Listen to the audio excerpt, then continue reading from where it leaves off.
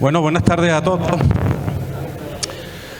Hoy vamos a abrir el acto, pues naturalmente presentando a los señores que tengo a mi derecha y a izquierda. Un acto que viene a conmemorar una efeméride que para Baeza ha sido, es y será algo en la historia de esta ciudad. Naturalmente el 20 aniversario de la proclamación como Ciudad Patrimonio de la Humanidad. Han pasado 20 años y hemos querido de alguna forma, para conmemorar esta efeméride y esta fecha, el invitar a 4 de las personas que tuvieron mucho que ver con aquella preparación del expediente, la proclamación y el posterior mantenimiento y desarrollo de lo que ha sido la declaración. Voy a presentaros, aunque creo que es absolutamente no es necesario. A mi derecha tengo a una persona que naturalmente tuvo mucho que ver y es don Eusebio Ortega Molina. ¿Se te va? Bienvenido, don Eusebio. Gracias. A ver. Sí, sí. Espera. Digo que Miguel Ángel no lo ha hecho.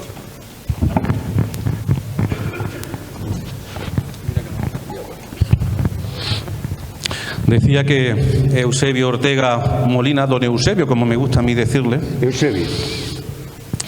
Alcalde de Baeza durante 20 años y fue el alcalde que inició todo aquello de que podíamos ser patrimonio de la humanidad y que está sentado para que nos cuente a continuación aquellos inicios.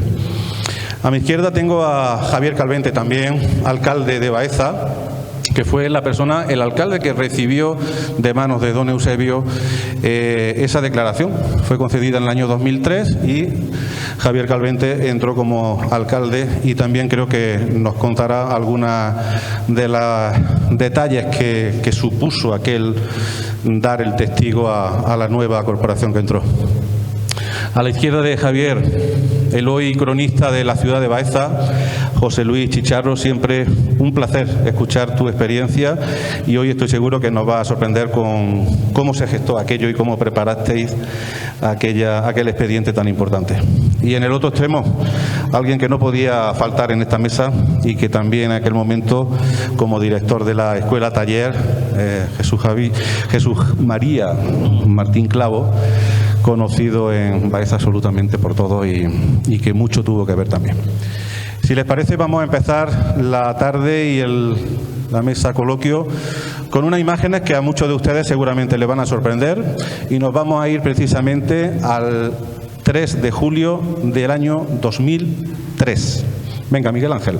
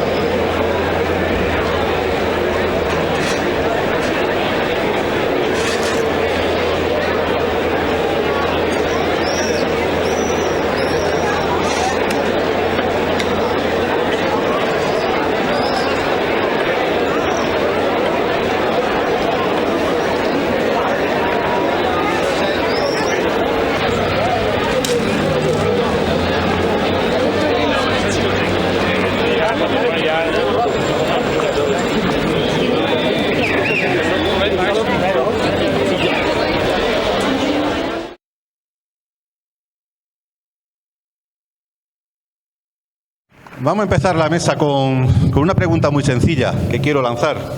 Y va a ser pues a don Eusebio. Don Eusebio, ¿en qué momento se le ocurre a usted como alcalde que Baeza podía ser patrimonio de la humanidad?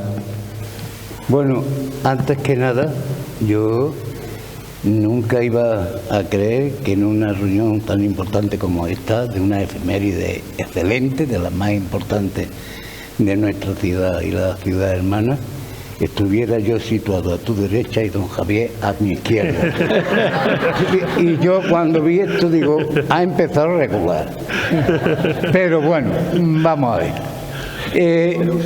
Por alusiones le voy a decir que venimos a romper esquemas, Bueno, aquí estamos en la permanente contradicción porque me dice José, me dice que me va a hacer una pregunta y yo ya le advertí a él cuando me llamó por teléfono que yo soy un poco torpe y que mis respuestas suelen ser muy largas.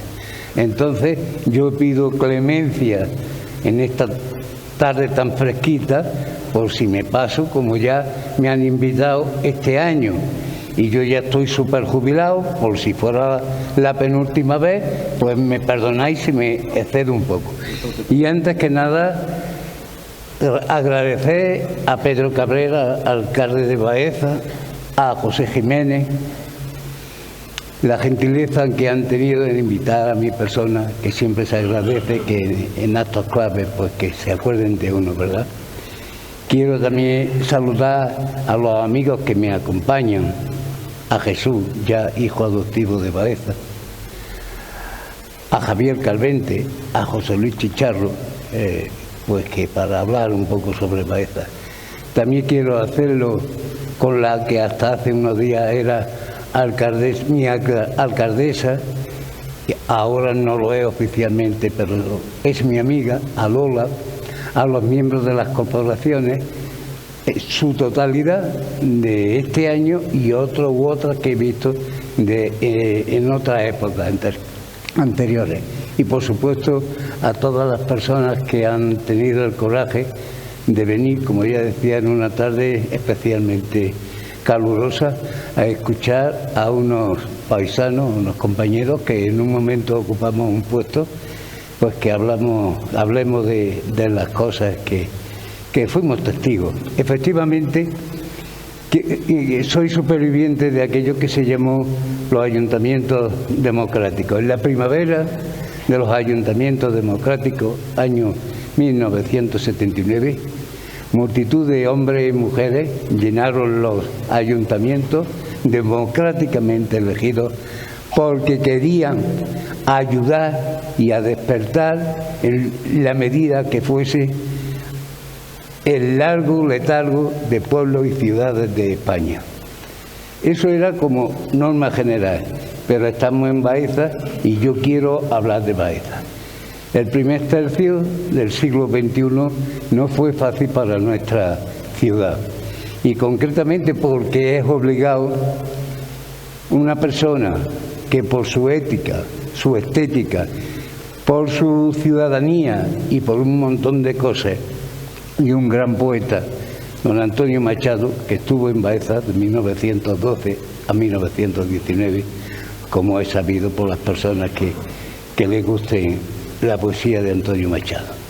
Y Antonio Machado, en su correspondencia con don Miguel de Unamuno, rector de Salamanca, les decía, se quejaba con amargura porque las circunstancias, que no lo voy a contar porque hablaría de literatura y no de lo que no ha traído, que les decía que cuál era su opinión de Baeza, y él le decía, en principio, de una forma, en su correspondencia negativa, le hablaba de una ciudad húmeda, fría, destartalada.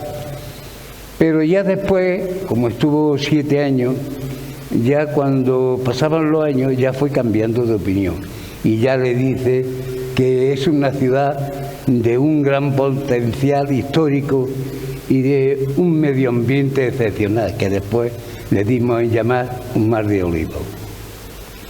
Bueno, pues teniendo esto como referencia, nos presentamos a unas elecciones municipales. Era el año 1979, Mi partido sacó 8 concejales y estábamos en la oposición. Y nos vino bien, porque empezando por mí, que era el mayor, bueno, había otras personas mayores, pero quiero decir, el mayor en la responsabilidad, yo no tenía ni idea de lo que era un ayuntamiento. Entonces, digamos, no habíamos ganado las elecciones, pero me vino muy bien para que en esos 4 años tener un aprendizaje, no solamente de lo que era una institución democrática, un ayuntamiento, sino yo era en aquel momento diputado provincial en la diputación que presidió también nuestro paisano Leocadio Mario. Y en esos 4 años, tanto en lo que es un ayuntamiento como es una diputación, aprendí algo. Y bueno, y así pasan los 4 años en aprendizaje, y ya en 1983 el pueblo soberano dice pues que Eusebio Ortega es alcalde. Automáticamente un puñado de hombres y mujeres que, bueno, pues que formábamos parte de la corporación, que entonces no éramos muchos, perdón, quiero decir, de mi partido no éramos muchos, nos reunimos y decíamos, pero bueno, ¿qué podemos hacer en Baeza? Y automáticamente, fijaros bien lo que voy a decir, surge una cosa porque decíamos, bueno, si es destartalada, esto hay que armonizarlo. ¿Cómo? Pues hay que recuperar toda clase de monumentos civiles, religiosos, todo lo que sea posible hacerlo. Y bueno, y entonces llega un momento en que decimos, ¿con qué medios contamos? Porque naturalmente uno puede tener muy buena idea, pero si no, luego no tienes ayuda económica, pues te quedas casi a cero. Pero ocurre un hecho extraordinario que, por favor, quiero decir aquí, porque ahora ya se ve de otra manera. En aquellos tiempos que ocurre un acontecimiento que hizo posible que Baeza fuera patrimonio de la humanidad. Y ese hecho fue que tuvimos la suerte de tener una escuela taller, que yo ya sabía que un tal Peridi pues la estaba poniendo en marcha, y uno va a ver si conseguimos para Baeza. Y este es un capítulo aparte que, si José me lo permite, explicaré detenidamente el porqué de la ciudadanía de Jesús, que está aquí a mi derecha. Bueno, pues es que es importante, es curioso. Vamos allí, nos recibe el ministro, nos dice que sí, bueno, que él espera que sí, y efectivamente, bueno, que tenemos, el capítulo ese lo toco después, que ya nos encontramos con una escuela taller que se empieza en 1986, creo recordar, termina con nuestra gestión. Y resulta que empezamos a rescatar yo digo multitud, exagero muchos monumentos civiles, religiosos, y esto ya se va animando la cosa. Y entonces empieza el sueño. ¿Quién no ha soñado con una cosa que le interesa? A mí me interesaba Baeza, mucho. Entonces yo decía, uno de tantos, ¿no? Pues yo soñaba que, oye, es posible, alguien dijo, tocó la campanita, y entro en el tema, ¿Baeza puede ser patrimonio de la humanidad? Y uno dice, bueno, pues ¿qué es lo que podemos hacer? Y entonces caemos en la cuenta que dice, bueno, nosotros solos no vamos a ningún sitio, tenemos una ciudad hermana que tiene similares características, juntos podemos. Pues bueno, entramos en contacto unos con otros, y resulta que hacemos un gran proyecto, y a partir de ahí veíamos las cosas de otra manera. Esto es posible. Y quiero decir una cosa, que tampoco fue fácil, porque llevábamos mucho tiempo que estábamos tan cerca, pero tan lejos. Úbeda de Baeza a 9 kilómetros, pero lejísimos, en cuanto a la convivencia. Y os voy a contar una anécdota. Cuando me presento a las elecciones, yo un buen día me llaman por teléfono y me dice, Eusebio, ¿has visto los letreros que hay por algunos sitios de Baeza? Digo, no, pues pásate por cerca de tu casa que vas a encontrar el primero. Voy y en letras rojas decía, no votéis a este porque es de Úbeda. Resulta que yo nací en la calle Moraga, pero tuve la suerte, tengo la suerte, mi madre era de Úbeda, de una familia súper numerosa, y yo estoy emparentado con medio Úbeda. Pero eso no me quitaba, y aunque hubiese sido para que dijeran eso. Pero bueno, eso no me iba a entrar a mí el desánimo. Eso por una parte. Y por otra, siempre había una tentación que no sabía de dónde venía la historia, pero con claras ideas de primar a una ciudad respecto de otra. Este es el caso de primar a Úbeda sobre Baeza.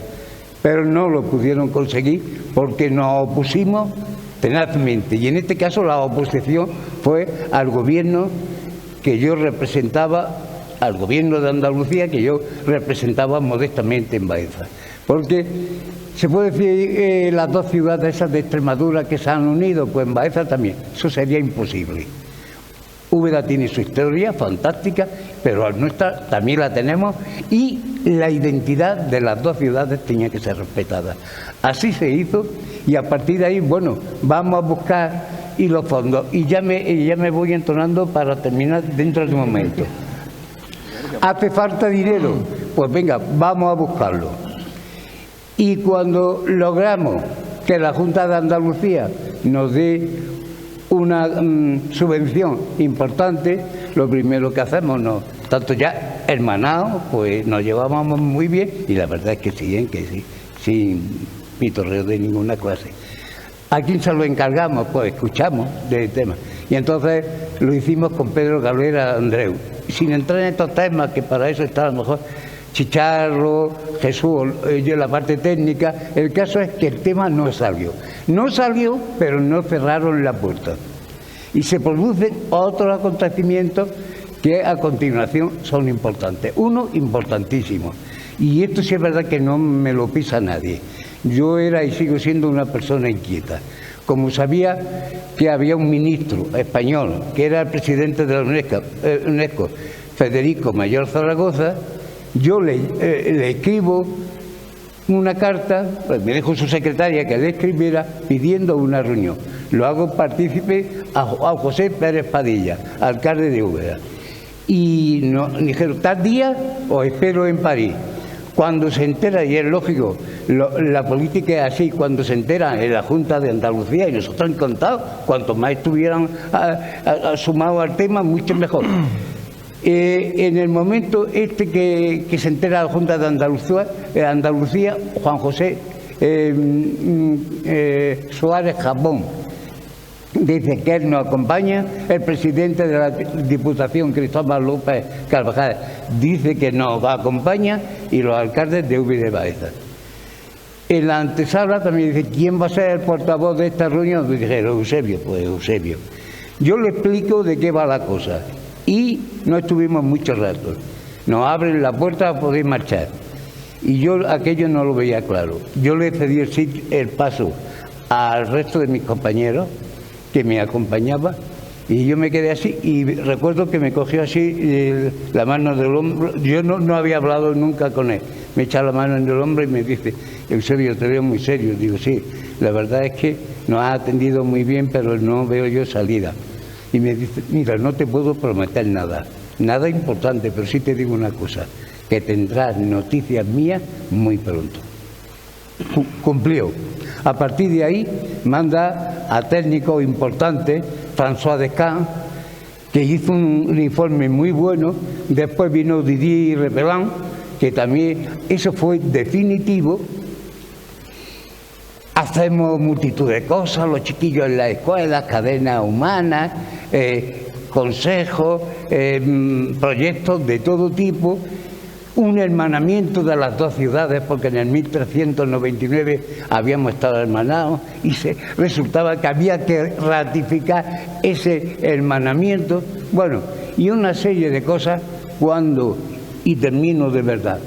Nosotros presentamos ese proyecto, estamos todos de acuerdo, y qué curiosidad, que de verdad hace falta tener un corazón fuerte cuando creemos que vamos en patrimonio de la humanidad. Recibo una llamada de la consejera de Cultura, Carmen Campos, diciendo: Eusebio, hay que retirar el proyecto. ¿Cómo? Que me dice: sí, hay que retirar el proyecto, pero no te lo tomes como algo personal. Es que es una medida estratégica. Mira, vamos a hacer una cosa. La Junta de Andalucía solamente va a presentar un proyecto, pero es que la Nación, el Estado de España, va a poder presentar hasta 6 candidaturas, cuando de otras capitales, de otras nacionalidades, lo máximo que presentaban era 1 o 2.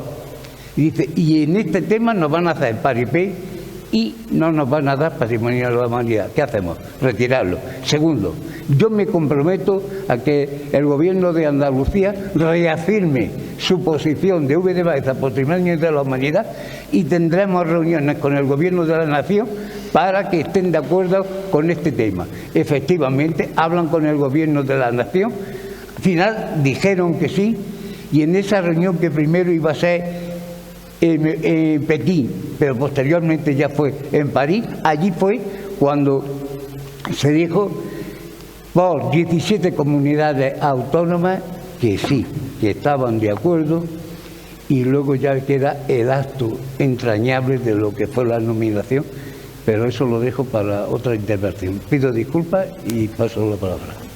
Muchas gracias.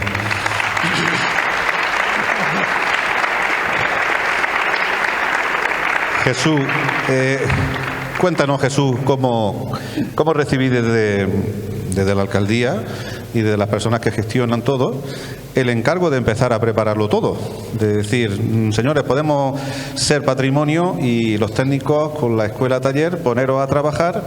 ¿Y cómo organizáis todo eso, no? Cuéntanos. Sí, pues ante todo fue la decisión última que se tomó para el nombramiento de Ciudad Patrimonio de la Humanidad, fue que fuese una candidatura única de las dos ciudades.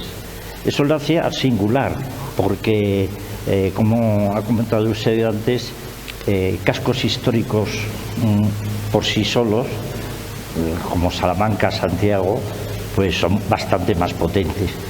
Pero no figuraba en la lista de bienes patrimonio de la humanidad una sola candidatura, una candidatura que acogiese a dos ciudades separadas 8 kilómetros, pero como decía el profesor Pedro Valera, con un interlada que va desde Despeñaperros hasta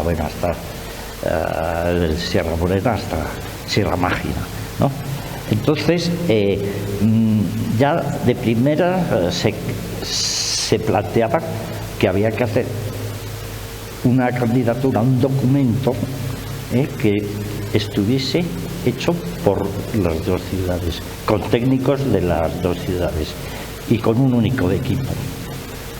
Eso, el trabajo en equipo, ya lo teníamos nosotros algunos precedentes de trabajos que habíamos presentado entre las dos escuelas taller, por ejemplo la guía de Úbeda de Baeza, el inventario de recursos de la comarca de la Loma, etcétera. Entonces estábamos acostumbrados a trabajar, y teníamos también, aparte de la escuela taller, el módulo de promoción y desarrollo con una serie de técnicos importantes.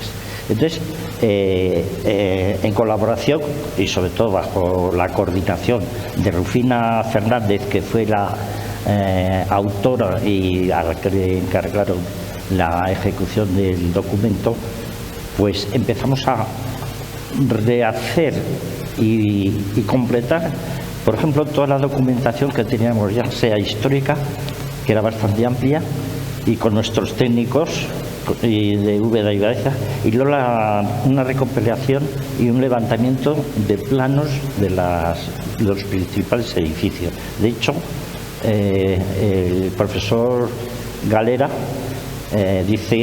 comentó el otro día que el documento es uno de los mejores que se han presentado. Tampoco yo quiero hablar de nada, porque fue una labor en equipo. Y eso se reflejó, el que fuese una candidatura única, primero en el modo de hacer el trabajo, que allí pues contábamos, claro, 2 escuelas taller con sus 2 módulos, pues hacía un efecto de sinergia que si trabajamos juntos éramos como 3 instituciones. Y entonces había, por un lado, ahí empezamos y terminamos el documento. Nosotros, aparte de eso, estuvimos con José Luis Chicharro y con Vicente Sánchez Andújar y con Rufi en las visitas que venían aquí a Baeza, los supervisores y los asesores de UNESCO y de ICOMOS, pues trabajando conjuntamente. Y yo, por mi profesión, pues bueno, como los que venían eran arquitectos, no sé si te acuerdas, José Luis, tanto François como Didier, pues tenía momentos de conversaciones ya un poco más íntimos en relación a la intervención y los criterios de intervención en el patrimonio. Pero eso era un tema anecdótico. Lo que sí sacaron en conclusión es que el patrimonio en general de las 2 ciudades estaba en un estado, sobre todo importante, los grandes monumentos, en un estado aceptable. Y luego había un problema que sigue habiendo, bueno, que insistimos, aunque se conservan bastantes tipologías de la arquitectura civil, de la de la arquitectura civil de poca entidad o de mediana entidad que arropa a esos monumentos. Eso es un tema que tenemos siempre pendiente, digamos, ¿no? Y esa gestión. Y entonces empezamos ya te digo, en el año 94, y hasta prácticamente el 2001 creo que acabamos, y se presentó el documento, pues trabajando juntos en equipo.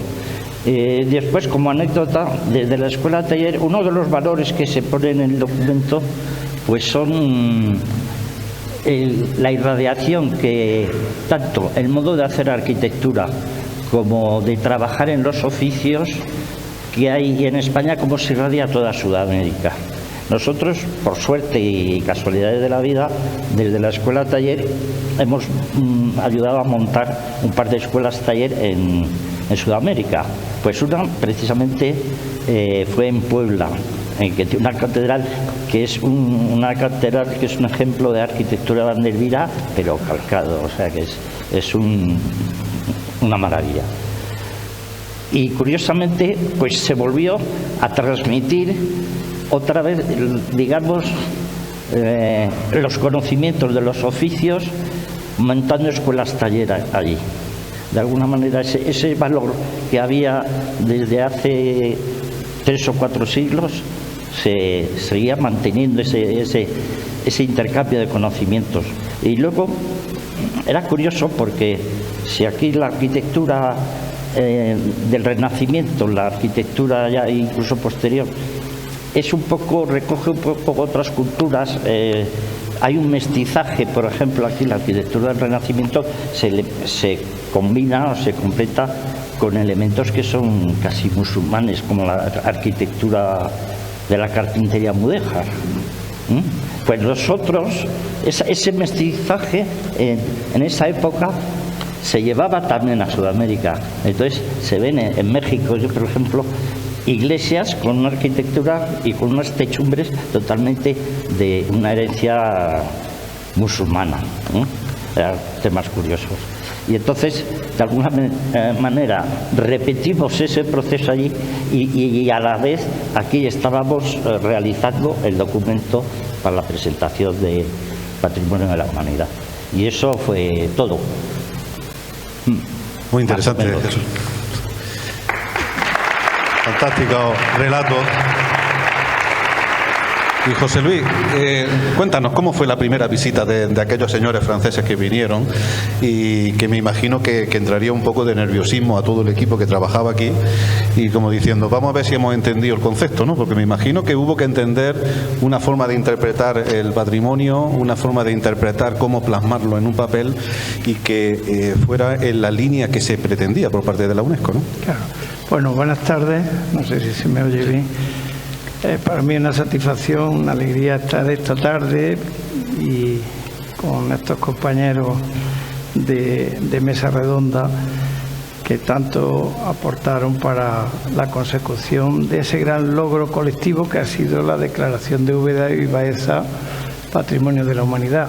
Las imágenes que hemos visto antes pues hablan por sí solas del arropamiento de la población y que creo que sigue manteniendo, porque para todos pues es una gran satisfacción y que nos trasciende a nosotros. Es decir, en aquel momento fuimos protagonistas todos los ciudadanos, que ya algunos con la imagen hemos visto que ya no están, pero lo tenemos ahora y hay una proyección. Por lo tanto, es de esos elementos que anclan en la historia pues esos hitos, ¿no? Que es como se le denomina un gran hito para nosotros y para el futuro. Entonces, la atención, ya que me pregunta de manera concreta de la atención de los evaluadores cuando vinieron aquí era gente muy seria y no venían de paseo a que le diéramos una vuelta, una buena comida, y no, en absoluto. Fueron visitas de trabajo importante, de comprobación, y ellos siempre venían buscando, digamos, aquello que pudiera ser excepcional, como antes ha comentado Jesús Martín Clavo, y que tuviera ese carácter de excepcionalidad, que tuvieran valor universal. Es decir, ya comprendían que patrimonio había y que era importante, es indudable, pero tenían que comprobar si ese patrimonio era excepcional y tenía valores universales y que no se hubieran ya, digamos, reconocido en otros lugares, porque esa es una cuestión fundamental, porque si ya está reconocido no prospera. De hecho, no sé si Javier hablará, o en fin, en la reunión de patrimonio, vamos, en que se decide, pues realmente se hablaba de que hay otras ciudades renacentistas ya reconocidas. Entonces había que justificar muy bien eso. Entonces ellos vinieron pues buscando esos valores. En primer lugar, François Descamps, que como bien decía nuestro querido alcalde Eusebio Ortega, pues vino para ver si había viabilidad, porque claro, el que echaran para atrás el proyecto de 1989, eso pues era una losa importante para poder levantarla. Y entonces, pues lo que le prometió Federico Mayor Zaragoza, Eusebio lo cumplió, mandó una evaluadora, que era la belga François Descamps, y entonces ella hizo una visita en mayo del 94, pues muy rigurosa. Yo me incorporé precisamente en ese tiempo porque me llamó Eusebio, y a partir de ahí, pues más o menos los procesos he estado. También al principio en unos equipos de trabajo dentro de la misma propia escuela taller y con la de Úbeda, porque se hizo un trabajo muy riguroso en distintas fases, pero extraordinariamente riguroso. Y desde luego el papel de la escuela taller y de sus dos directores que estaban entonces, Marcelino Sánchez Ruiz, que luego valió porque estuvo en otros puestos, y Jesús Martín, pues fueron muy importantes. Porque ahí también hay que comentar que el patrimonio, digamos, los conceptos fueron cambiando en pocos años, y el patrimonio había que buscarle sostenibilidad, había que tratarlo de otra manera, etcétera, y algunas intervenciones del propio Jesús Martín pues se valoraron en aquellas visitas positivamente. Bueno, con respecto ya a las visitas concretas, pues como decía antes, las visitas eran de trabajo, rigurosas, y tenían una parte digamos, de estudio técnico, de documentos, de las planimetrías, de la historia de los monumentos, que se hizo un trabajo para Baeza y Úbeda ímprobo de recopilación de documentación. Porque claro, las ciudades y sus monumentos habían sido estudiadas, pero bueno, pero eso de hacerlo de manera, la planimetría, el levantamiento de los edificios, la ubicación en el plano, etcétera, eso es un trabajo pues muy importante y que era la base. Entonces, la visita de los técnicos pues tenía un estudio, digamos, en oficina, vamos a llamarlo así, en los despachos, para ver la documentación, y luego una visita rigurosa por toda la ciudad. Yo estuve en las de Baeza, pues con Jesús Martín, con Filo Garrido, etcétera. Y bueno, entonces la primera pues salió muy bien, que fue el caso de François Descamps, que hizo un informe firmado, me parece, en Bruselas el 18 de mayo del 94, pues favorable, que tenía, y ahí ya apuntaba en ese informe que digamos que se estaban recuperando oficios. Quiere decir que lo de la escuela taller le entró bien, porque ya con la cantería, etcétera, etcétera. Y se fueron buscando los valores universales. Siempre se buscaba eso. Si no eran excepcionales y universales, no valía para lo que se pretendía. Y entonces ya con Didier Repelin, que era, yo he contado la anécdota ya por escrito, que era, pues bueno, de esos franceses, que bueno, ahora ya hay más franceses de otro tipo, pero ese tenía la imagen de un francés típico, de nariz grande, activo, y daba una zancada. Y una anécdota que he contado que fue muy simpática, porque después de estudiar y de visitar toda la ciudad y todo lo que se iba a declarar, pues se le ocurrió dar una vuelta por la parte norte, y claro, ya iba muy mal de tiempo y daba una zancada impresionante, y a la delegada del gobierno que vino a poco a hacerle una visita, y a la delegada de Cultura, pues vamos, la dejó atrás, pero vamos, porque eso es la cuestión. La visita de los evaluadores, que son de ICOMOS, que es un organismo asesor de la UNESCO, eran visitas de trabajo, de rigor. Entonces con Didier Repelin se vio todo, y en fin, y los valores pues, que se destacaron. Primero, hubo también varias posibilidades para la declaración, como paisaje cultural evolutivo, pero al final se vio que por lo que destacaban estas dos ciudades era por el patrimonio renacentista, con dos elementos muy importantes. Y es que el Renacimiento había sabido acoger, digamos, las raíces medievales, tanto de origen musulmán o mudéjar, como cristiano, y que estaban aquí, y también lo que comentaba Jesús Martín Clavo, la proyección en Iberoamérica, en América del Norte, que México es América del Norte. Entonces, efectivamente, la Catedral de Puebla, la Catedral del propio DF, y también en Mérida, son edificios totalmente vandelvirianos. Y es que hay un elemento fundamental, que era el libro de corte de piedra que había hecho Alonso de Vandelvira, que en realidad es el que había recogido toda la enseñanza de su padre. Ese libro de corte de piedra se publicó muchísimo más tarde, 100 años después. Sin embargo, los monjes, los frailes y demás, se ve que algunas copias llevaron, digamos, manuales y demás, porque era un tratado para cortar la piedra, la estereotomía. Y efectivamente, que yo también he estado en la Catedral de Puebla y ve esas bóvedas vaídas, pues que dice Vandelvira, y bueno, en fin. Luego también hubo eso, y luego otros elementos, ¿no? El taller de cantería, como elementos fuertes. Lo que decíamos, el Renacimiento con las raíces medievales y la proyección en América, en Iberoamérica.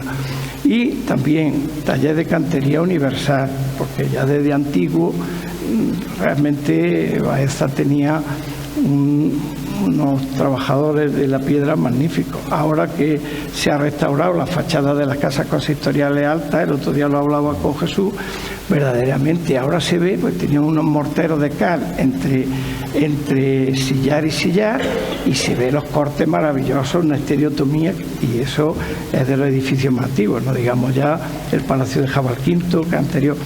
Entonces, taller de cantería, Vandelvira, y luego otro elemento, la dualidad también de las ciudades. Es que es un caso único de dos ciudades tan cercanas, en fin, y que luego había sido un paisaje, digamos, urbano habitado históricamente. Bueno, y eso. Luego vino otro evaluador, Miguel Polch, que estuvo ya en el 2001 revisando algunas cosas, y con él vino, que no sé si hablará ahora Javier, no con él, pero que coincidió por lo menos casi en el tiempo, un personaje fundamental para la candidatura, para sacar adelante, que fue Francisco López Morales, Pancho, el representante de México, que hubo una defensa espectacular. Y bueno, y esas son un poco las ideas esenciales, pero que fue para mí pues una alegría y una satisfacción que me invitara a Eusebio, y en todo el proceso he estado apoyando en lo que pudo ser,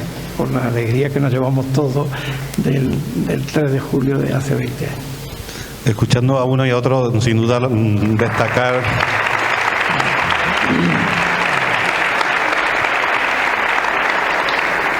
destacar, por supuesto, el trabajo de coordinación de tanta gente, de entender tantos equipos de trabajo, historiadores, escuelas, taller, institucionalmente, que todo el mundo coincidiera, pues sin duda deja entrever que hubo un trabajo y muy acertado, ¿no? Hemos empezado con Eusebio, con la visión de futuro. Hemos hablado con Jesús y con José Luis de la preparación. Javier, cuéntanos cómo fue aquella tarde en la que o cómo fue la preparación cuando todos los miembros tenéis que preparar el voto, tienen que votar, tienen que decidir, porque creo que era por unanimidad la declaración y tenía que haber una votación casi unánime por parte de todos los miembros, ¿no? ¿Cómo fue aquello? Cuéntanos. En primer lugar, adherirme al agradecimiento al alcalde de Baeza, Pedro Cabrera, y al concejal de turismo, José Jiménez, por la invitación que me formula. También agradecer la presencia de todos vosotros y especialmente de mi amiga, esa alcaldesa hasta hace unos días, Lola Marín, y deciros que, como bien definía José Luis Chicharro, este proyecto colectivo, es decir, ha tenido su solidez y su evolución exponencial gracias a que Baeza ha tenido buenos alcaldes, que hemos tenido sintonía y que no ha prevalecido en ningún caso el componente ideológico, sino lo que ha prevalecido es la continuidad, y nuestra guía ha sido el magnífico expediente que tiene diagnóstico, que tiene informe de valores, a la que hacemos ilusión, y también tenía un programa de gestión patrimonial que lo hemos seguido al pie de la letra y es el que nos ha llevado hasta aquí. Por lo tanto, quiero resaltar, en primer lugar, la labor colectiva, y en segundo lugar, la labor que hemos tenido el privilegio de capitanear los alcaldes, que nos ha tocado en cada momento histórico, es decir, tener la responsabilidad masiva de nuestra ciudad. Y yo no voy a empezar como Eusebio, que es el año 79, yo voy a empezar el 14 de junio del año 2003, nueva corporación municipal, en donde la sociedad decide que yo sea el alcalde de la ciudad. Imaginaros, 17 personas, hemos visto nuestra anterior alcaldesa, o sea, súper joven, además, igual que ahora. Y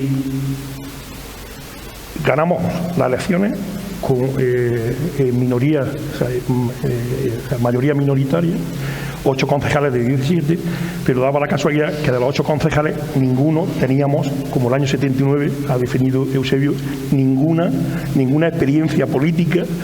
Yo creo que el único que había entrado al ayuntamiento y que tenía relación personal y de amistad con el alcalde, con Eusebio y con los concejales era yo, por motivos familiares, personales y profesionales, pero el resto yo creo que no conocía el ayuntamiento. O sea, primer hándicap, capitanear un equipo.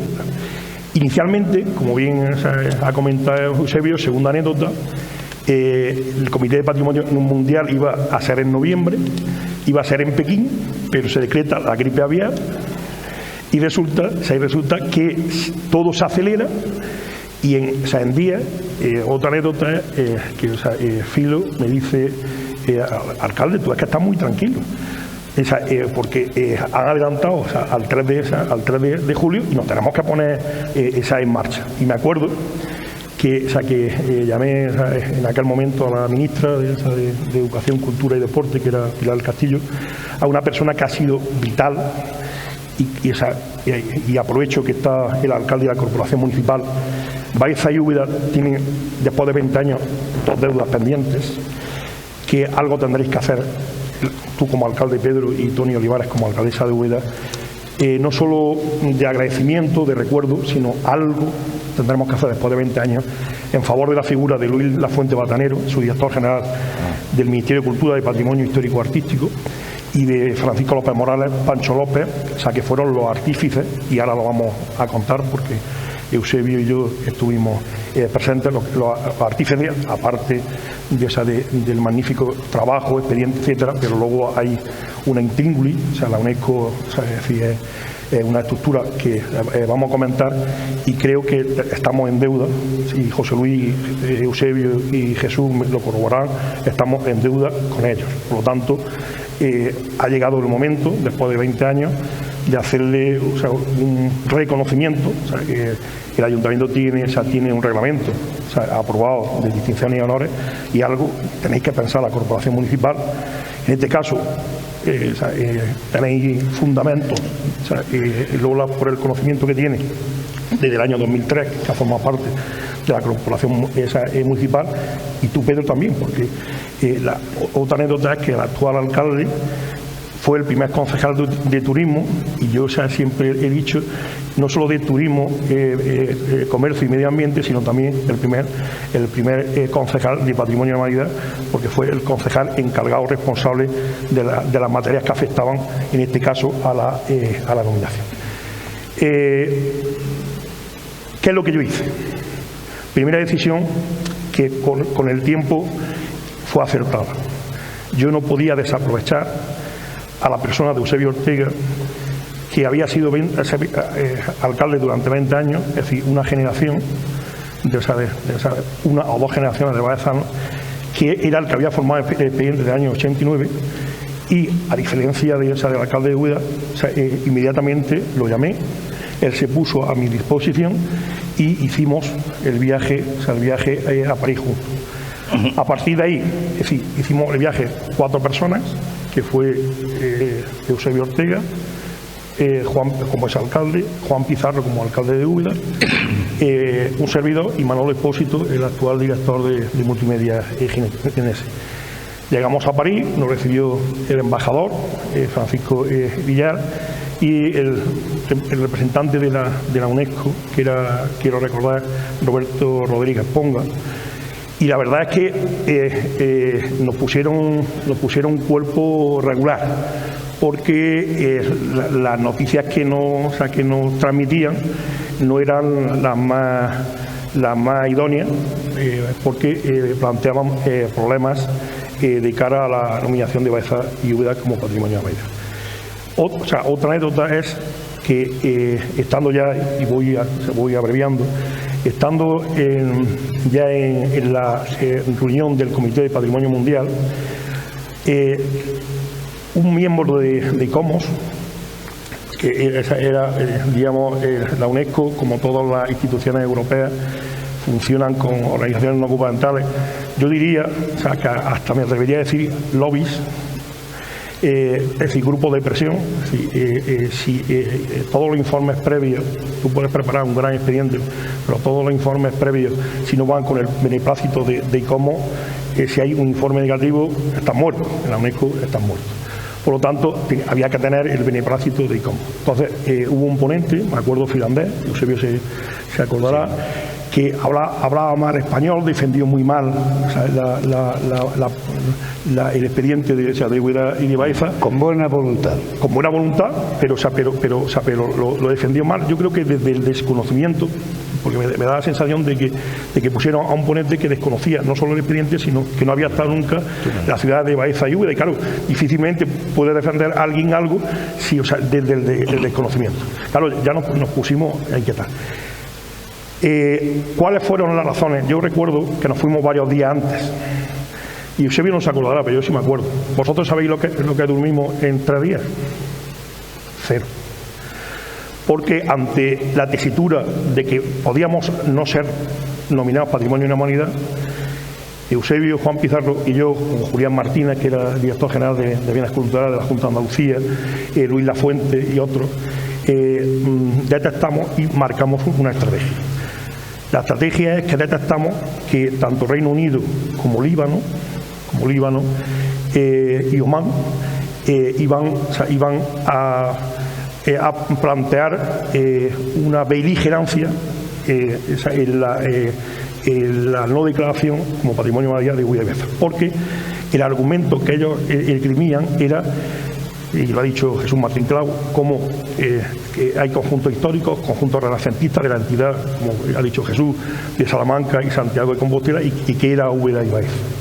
Bueno, pues en la estrategia la detectaron todos los que conformaron el expediente desde el año 89, lo que han contado tanto Jesús, Eusebio y José Luis, y determinaron 2 criterios, con arreglo a las normas de la UNESCO, que era el criterio segundo, es decir, la dualidad urbanística, es decir, como 2 ciudades en el interior de Andalucía tienen 2 tramas urbanas distintas, pero a la vez complementarias.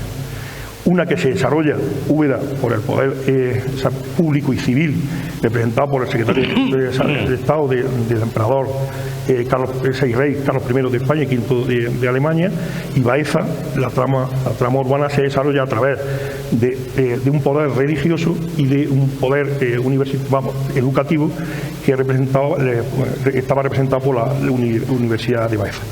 Y el criterio cuarto, que lo ha contado tanto Jesús como José Luis, era la figura de Andrés de Bandilla, es decir, lo han dicho ambos, ¿no?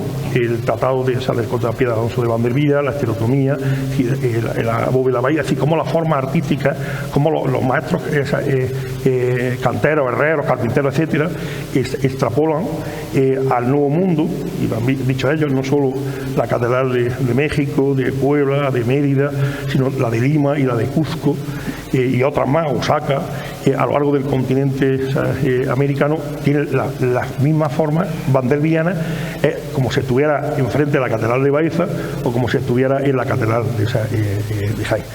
Y se adoptó con buen criterio, capitaneado por Eusebio y por los distintos alcaldes, que como conjunto histórico, como conjunto renacentista, ya había muchas nominaciones, y utilizaron un elemento que era, o una categoría dentro de la UNESCO, que era el pasaje cultural evolutivo. Y por ahí justificamos la excepcionalidad de Baeza y Úbeda. Detectada, y vuelvo a la reunión del Comité de Patrimonio Mundial, mal desarrollo de la ponencia y detectada la beligerancia de 3 países, se inicia la reunión del Comité de Patrimonio Mundial haciendo una intervención Reino Unido, muy fuerte en contra de Úbeda y Baeza, de la candidatura de Úbeda y Baeza, secundada por el Líbano y rematada por Mali. Claro, nuestra estrategia era que si esa beligerancia no existiera, que hablaran los países panamericanos, estaban preparados Argentina, y pues nosotros teníamos de aliados fundamentalmente a los países hispanoamericanos y a Europa. También estaba preparada Hungría, es decir, Portugal, etcétera. Y entonces, viendo que fueron argumentos que podían llevar al convencimiento del resto, hubo una intervención fundamental y brillante de Pancho López, que rompió toda la estrategia, todo lo que habíamos hablado previamente, y tuvo una intervención. Y la intervención fue la siguiente. Es decir, yo soy el miembro del Comité de Patrimonio Mundial, por mi país, por México, y yo como arquitecto, porque es arquitecto y es el director del Instituto de Patrimonio Histórico Artístico de México, que trabaja para el gobierno de México, es decir, no puedo comprender, es decir, mi país o las formas que se han desarrollado a lo largo y ancho de mi país sin la figura de Andrés de Bandevilla, es decir, sin tener en cuenta las formas artísticas que trajeron a mi país y al Nuevo Mundo baezanos y ubetenses, insisto, representados por la figura de Andrés de María. Luego hubo argumentos mucho más convenientes. Y eso fue un elemento clave. A partir de ahí, todas las intervenciones fueron en positivo y teníamos una connivencia. Fijaros hasta dónde llegan las cuestiones diplomáticas, porque tú puedes tener mucho valor, tú puedes tener un expediente fundamental, pero la UNESCO tiene un entresijo y funciona de distinta manera a lo que tenemos la costumbre de cuando vamos a la Diputación, a la Junta de Andalucía, incluso al Gobierno de España. Entonces, teníamos preparado otra, al detectar que, como he dicho, que el Líbano iba a ser beligerante, se hizo una gestión con el presidente del gobierno, con Aznar, que fletó un avión desde Madrid a París para que una representante española, era representante de ICOMO, pero informaba los sitios y parques de Líbano, estuviera en París y convenciera a los representantes de Líbano para que nos ayudaran y que desistieran de su actitud negativa para la candidatura de Hugo Baeza. Eso no fue posible, pero lo que sí fue posible es que la presidenta del Comité de Patrimonio Mundial, que era libanesa, estaba de nuestra parte. Entonces, ante las iniciales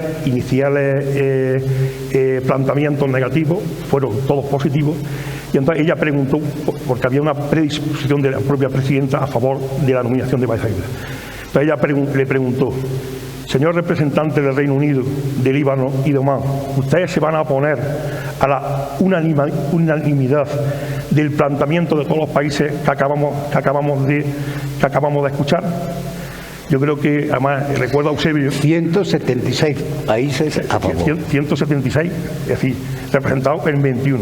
Además, yo recuerdo a Eusebio, pues estábamos físicamente al lado, yo creo que fueron los segundos más largos de nuestra vida, y hubo un silencio sepulcral, y entonces le dio como un martillo, como un juez, y me acuerdo en aquel momento que Eusebio es decir, se emocionó, como yo me estoy emocionando ahora, y se echó a llorar.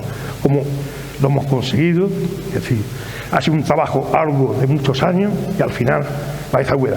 Inmediatamente después, a Toni, que era alcaldesa en funciones, la llamé para comunicarle la noticia de que Baeza Úbeda acabábamos de ser nominada Patrimonio de la Humanidad 6 y 21 de la tarde del 3 de julio del año 2003.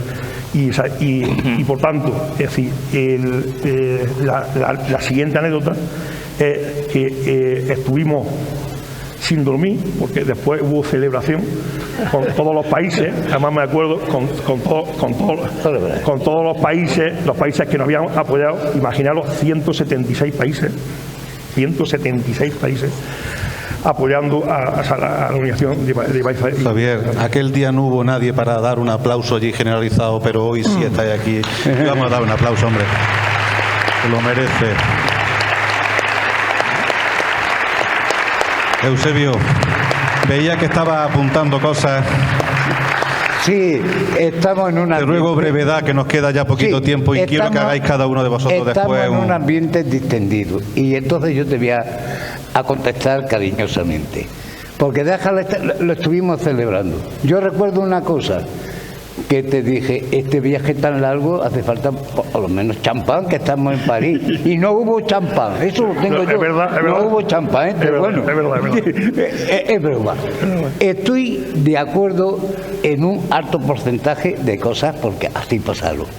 Simplemente diré una cosa, que como aquí se ha dicho que exactamente reconocimiento a las personas, creo, Javier, que eso que está bien y que estoy de acuerdo, pero se debe de manifestar en una reunión, por una razón. El tema está muy verde. Pero como aquí se han dicho nombres, se han dicho nombres de políticos, yo quiero decir una cosa. Eso no fue cuestión de uno, ni dos, ni de bandos políticos, sino de la personalidad que cada uno demostró tener y el cariño fuera del partido que fuese. Y lo que sí voy a decir una cosa, que hubo una política que dijo: o Úbeda Baeza o no hay patrimonio de la humanidad. Tiene un nombre: Carmen Calvo, consejera de Cultura de la Junta de Andalucía. Por tanto, como se han dicho aquí de su secretario y demás, serán esos, serán otros, pero si alguna vez tuviéramos que dar pues el agradecimiento público de la forma que se considerara a personas, tendríamos que ver el tema estudiado despacito y saber quiénes son los que realmente son acreedores a esa consideración expresada de la forma que fuese por Úbeda y por Baeza. supuesto que no estamos solos. Totalmente de acuerdo. Totalmente. Y ya está. Y solamente decir que efectivamente aquello fue emocionante, lo pasamos mal. El finlandés defendiendo un proyecto que tiene huevos, y luego ya el del Líbano, que decía que dónde estaba la singularidad y el fenómeno de Pancho López, que sí se lo dijo. Hombre, es que además de cultura, exportamos arte, y como muestra basta un botón, Andrés de Vandervida, y nada más. Y ya, si me permites, porque cuando Jesús apareció por Baeza, no faltaron graciosos que me dijeron que dónde había hecho yo el fichaje. Pues voy a confesar una historia. Escuela taller, de la misma manera que el otro. Cojo el teléfono 70 veces y al final el ministro de aquel momento, yo pedí 70 veces la entrevista, al número 71 me dice que vaya. Y yo fui allí y estoy en la antesala. En la antesala del ministro estamos dos personas. En un extremo de la sala, Jesús sentado enfrente y yo aquí. Y ya claro, hablando, dice, ¿quién eres tú? ¿Quién soy yo? Nos presentamos. Digo, pues yo soy alcalde de Baeza, que vengo a ver si nos dan a mi pueblo una escuela taller. ¿Y tú? Dice, pues yo soy Jesús, soy arquitecto y vengo a presentar un proyecto que yo tengo sobre escuelas taller. Bueno, pues a ver si tenemos suerte los dos. Pues cuando me dicen más o menos que dejo así como hecho, que eso es muy difícil, que vamos a tener escuela taller, nos habíamos dado los teléfonos, nos habíamos conocido 5 minutos antes, nos dimos los teléfonos y yo digo, antes de hacer una convocatoria pública en Baeza, no, aquí no sabe nadie lo que es una escuela taller, y he visto un muchacho así que lo he visto, vamos, que a ojímetro, que podía tener yo confianza en ti, digo, pues llamo a Jesús. Jesús viene aquí, lo ponemos a prueba, el contrato no sé qué, no sé cuánto, y resulta que desde el 98 a que termina la gestión en el año 2003, resulta que pasan 180 alumnos con altibajos, 22 profesores de estudios superiores y medios, y hace una gestión maravillosa, mérito de todo, pero naturalmente con un solo director, que se llamaba Jesús y se llama Jesús Martín Clavo, digna persona de ser nombrada hijo adoptivo de la ciudad de Baeza. Su gestión es impresionante y se la reconozco. Venga, fenomenal palabras. Jesús, la nominación y la proclamación de Patrimonio de la Humanidad no es aquella tarde. Han pasado 20 años. Eso hay que mantenerlo, hay que seguir en el trabajo continuo y no es que nos podamos olvidar. El título de la mesa coloquio era 20 años, una retrospectiva de Baeza, ¿no? Contadme en esta última intervención, breve, por favor, ¿cómo ves Baeza después de 20 años? Pues... Desde tu punto de vista técnico. Sí, sí. A ver. Hombre, evidentemente ha mejorado muchísimo. Se ha notado también porque ha traído turismo, riqueza, ha generado empleo. Se mantiene razonablemente bien el estado de conservación de los monumentos, pero otras ventajas que hemos tenido ha sido que pertenecemos a un grupo de ciudades patrimonio de la humanidad que nos ha abierto las puertas a todos los canales de información a nivel mundial. Luego, me parece es que la técnica de patrimonio del ayuntamiento que está aquí, el otro día nos lo dijo, se monta en el año 2010 o 2008 un servicio exclusivo de ciudades patrimonio mundial del Ministerio de Cultura. Y a partir de ese año ya se empieza a hacer convocatorias para subvenciones en bienes de conservación de bienes patrimonio mundial. Ahí nos hemos cogido y nos hemos presentado, pues por ejemplo, la última ha sido el arreglo de las fachadas de las casas consistoriales altas,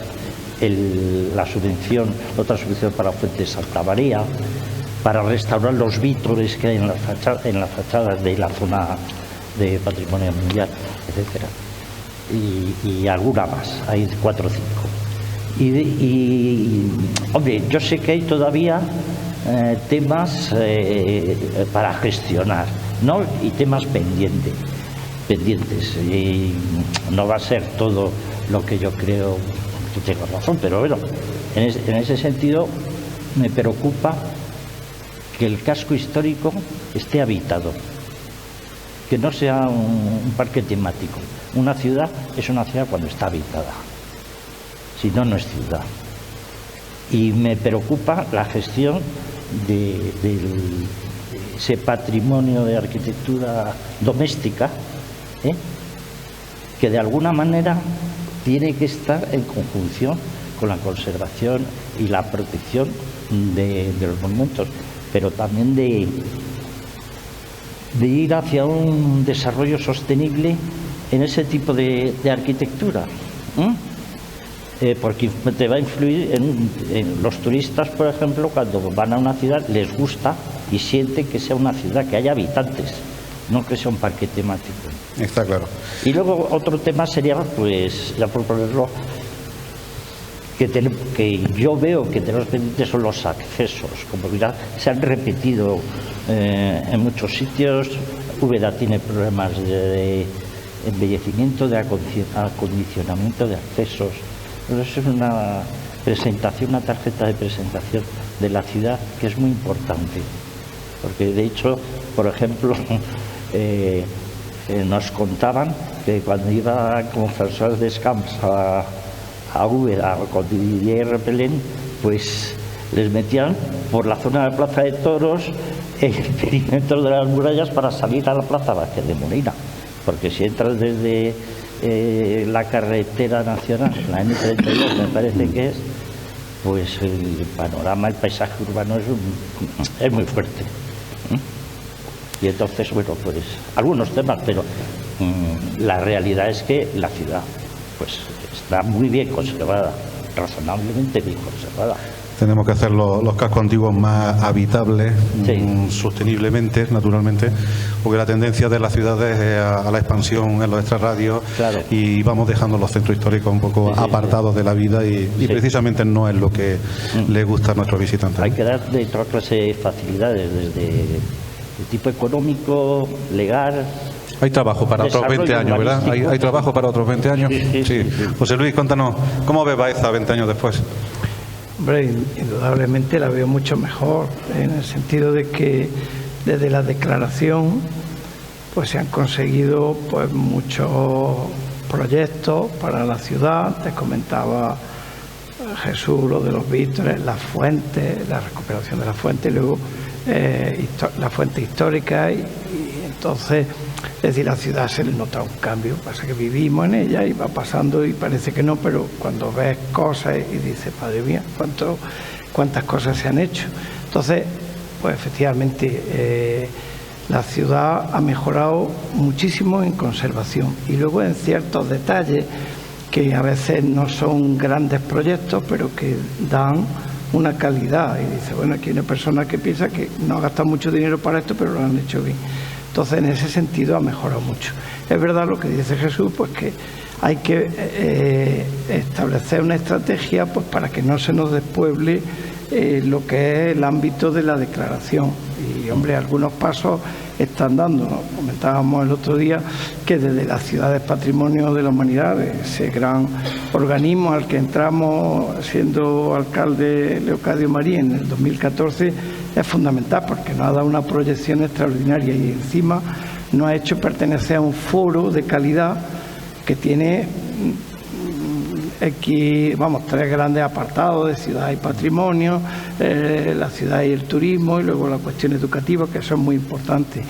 Pero además, pues en esas distintas reuniones se plantean temas comunes, pues esto que pasa del casco histórico se plantea. El otro día nos comentaban que estaban estudiando a ver si se podrían establecer, por ejemplo,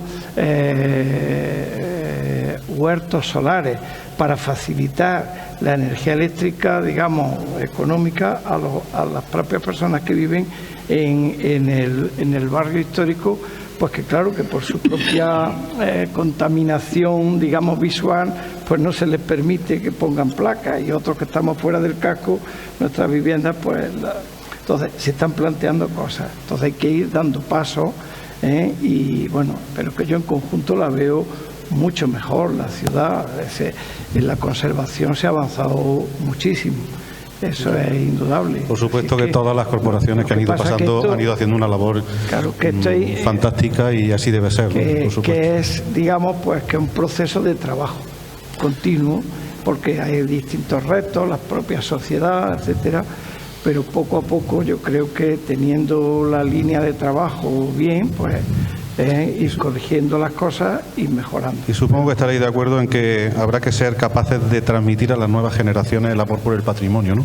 Y todas estas cosas que estamos hablando de una forma técnico-histórica, que bueno, que nuestros hijos y los jóvenes de ahora sepan apreciar este valor patrimonial que Baeza ha tenido, ¿no?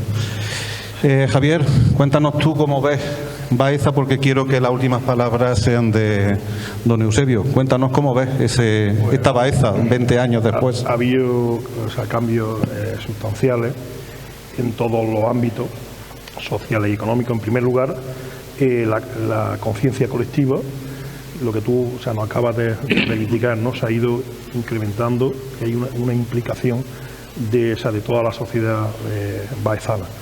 Y en segundo lugar, desde el punto de vista de la actividad cultural, Eusebio lo inició porque además que le ha gustado, y se daba la doble condición de que hemos sido alcaldes y concejales. Pues yo quiero recordar que Eusebio fue alcalde y concejal de cultura, lo mismo que Lola y yo fuimos alcaldes y concejales de urbanismo. ¿Qué es lo que quiero decir? Se ha incrementado la actividad cultural tanto en Baeza y en Úbeda, y es casi raro que no haya un día, los fines de semana todos, pero es raro que no haya un día en el calendario que no haya una actividad cultural en Baeza y en Úbeda. Desde el punto de vista turístico, es decir, hemos crecido exponencialmente, pero además lo hemos hecho todo de manera sostenible. Es decir, hay un matrimonio entre la sociedad baezana y ubetense y todos los turistas, porque no tenemos un turismo masificado. Es decir, hay una conciliación entre el visitante y el habitante, ¿no? Y luego, desde el punto de vista social y económico, se han hecho innumerables alojamientos, y lo fundamental, que no solo tenemos aceite de oliva de calidad, porque somos el municipio del mundo que más aceite produce y de calidad, sino que tenemos un turismo, hemos captado un turismo de calidad en estos tiempos. Precisamente hoy coincidía con el delegado de turismo y con el diputado provincial de turismo, también teniente alcalde del Ayuntamiento de Úbeda, y nos decía que hemos recuperado los índices, además tú estabas presente, los índices de la prepandemia, que había un incremento del 16%, y lo fundamental, que es turismo de calidad, y hemos incrementado las pernoctaciones. Es decir, hemos utilizado instrumentos para atraer gente que venga a Úbeda y Baeza y que pernocte. Y finalmente hemos invertido, y además lo ha dicho Jesús Martín Clau, que él ha sido artífice, partícipe, y el que ha proyectado todo ese plan de gestión patrimonial, porque ha estado con todos los alcaldes. Es decir, eso dice algo, ¿no? Y ha tenido la confianza de todos nosotros, y la sigue teniendo, y gracias, y digo, lo focalizo en la figura de él, lo extiendo como Eusebio a toda, porque hay un elenco grande de personas implicadas que efectivamente hemos puesto en valor muchos edificios que estaban, y le hemos dado uso y le hemos dado valor. Se ha hecho una conservación bastante eficiente a lo largo de los años, que la inició José Luis Puche, la siguió Eusebio, y creo que afortunadamente por esa sinergia por haber sido los hermanos pequeños de las 15 ciudades Patrimonio de la Humanidad. En esos foros, en esos encuentros, en esos intercambios hemos aprendido de ellos y hemos aprendido de sus malas experiencias para no cometer los errores que ellos cometieron. Y por eso yo quiero poner en valor, o sea, la gran, magnífica gestión que todos vosotros, como baezanos, y nosotros, porque nos tocó ser responsables, y las distintas corporaciones municipales han puesto en el mejor de los momentos, y es una evaluación más que positiva, yo diría que brillante, de los últimos 20 años, 20 yo diría, la etapa democrática, o sea, la ha venido muy bien a Baeza, pero estos últimos 20 años también. Es cierto que esta mañana precisamente con el diputado de Turismo, el paso del tiempo es absoluto. Él decía que hoy diputado, pero él tenía 12 años cuando, ¿recuerdas? Cuando fue declarado Baeza y Úbeda, y el concepto no era muy claro, ¿no? de ser un chaval. Eusebio, vamos a cerrar la mesa coloquio con sus últimas palabras al respecto, naturalmente. Bueno, pues no me voy a repetir, gracias. Hablábamos de escuela taller porque significa, y me gustaría que siguiera significando las cosas que se hicieron. Porque, Jesús, no sé si recuerdas que en el año 1991 nos dieron el premio Europa Nostra por el Palacio de Villarreal, y en el 1998 nos dieron el premio por la rehabilitación de los descalzos, pero es que en el 97, pero en el 98 nos dieron otro premio que no era usual, que es la ONU, la Organización de las Naciones Unidas, nos dan un premio por el tema también de la intervención de Santa Catalina. Sí, de buenas prácticas. Sí, de buenas prácticas. Entonces yo lo que digo, ¿por qué en nuestro país, y eso no va en detrimento de la corporación que ha salido, ni de la que ha entrado, que llevan 4 días, por qué las cosas que funcionan se tienen que morir? Si resulta que la escuela taller, el 60% de los alumnos encontraron trabajo, ¿por qué Lechuga, la escuela taller, no es que hayan desaparecido, pero me da igual, están súper disminuidas? Y eso no puede ser. Y eso hay que reivindicarlo donde corresponda, que las cosas que funcionan, las cosas de comer no se juegan. Pero hay otra historia que me duele, como me duele todo, en el buen sentido de la palabra. El consorcio de La Laguna tuvo épocas brillantísimas, y de lo mismo parece que eso se va relajando de tal manera que ni chicha ni limonada. Pues no puede ser, porque fue un gran complejo y tiene que significar seguir siendo otro complejo. Pero es que hay en Baeza una historia. Si decimos que tenemos que defender nuestras señas de identidad, en el año 1991, Jesús, iniciábamos un proyecto ilusionado, lo que hace, pero hace falta de verdad mucho dinero, que perfectamente vuelvo a engarzar con la escuela taller, nuestra seña de identidad en el Cerro del Alcázar. Eso puede ser un yacimiento de cultura, de turismo, de calidad de vida, y sería maravilloso para los baezanos. Ahí tenemos enterrado lo que no está escrito. Y paciencia. Me gustaría, y estoy seguro que esta corporación, la que comienza de nuevo su andadura, hará lo que pueda, pero me gustaría que se encontraran los medios para que se empezara unas excavaciones arqueológicas, bueno, no, pero bueno, hay mucha tela que cortar, y que terminara. Sería el gran descubrimiento de la ciudad de Baeza y de todos los que luchamos y hemos trabajado y trabajaremos para su bienestar, que es el futuro de nuestros hijos, que sea, como lo ha sido en los tiempos más gloriosos, que sea un futuro espléndido, lo que les deseamos, de herencia, y nada más. Eusebio, muchísimas gracias. Creo que Baeza tenemos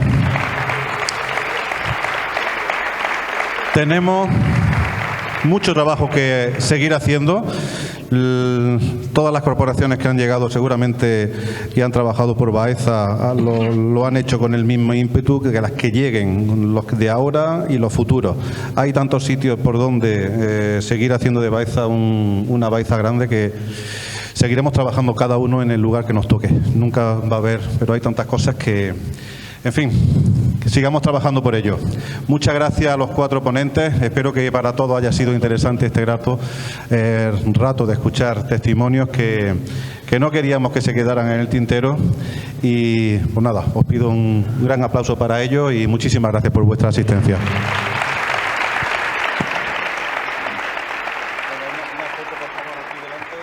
José.